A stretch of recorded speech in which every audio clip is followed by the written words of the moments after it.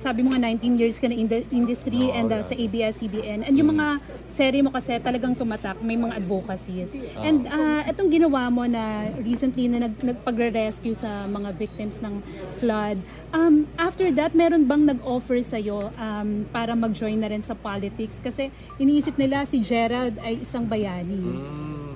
Alam mo, sa comments, may mga nakakita ako, but tulad yan, di ba? Nakakatulong naman tayo eh. Yeah, I'm so blessed na nandito kayo kasi, 19 years na rin ako sa industriya.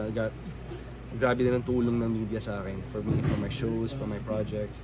Okay na ako sa ganito because I still have the opportunity para makatulong para sa iba. That's also isa sa mga motivations ko is to work harder to maintain or to keep my celebrity status kasi ang laking tulong niya talaga. And as much as possible ginagamit ko sa tama.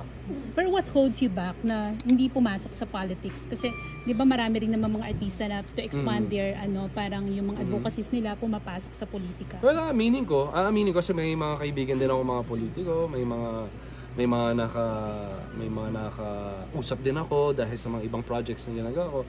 Yung power talaga is there to if gusto mo talaga tumulong at mas impactful at mas andun yung power talaga, andun yung opportunities. But ang swerte ko lang kasi dahil sa pagiging celebrity ko, andun din yung power, andun din yung influence at ginagamit ko lang sa tama. Pero mo, sabi ko, hindi ako artista, sa tingin mo magte-trending yun, yung ginawa ko. Hindi, di ba? Kasi maraming gumawa niyan eh. Nagkataon artista ako, na picturean, na videohan. So, but that also inspired so many other people, di ba? Ganun lang yung tinitingnan ko, influence ko. Do you consider yourself a hero? Of course not. Mas maraming mga totoong bayani dyan. Sabi ko nga kanina and through this show, ikukwento ko yung kwento nila. Ikukwento ko yung mga sitwasyon nila sa buhay.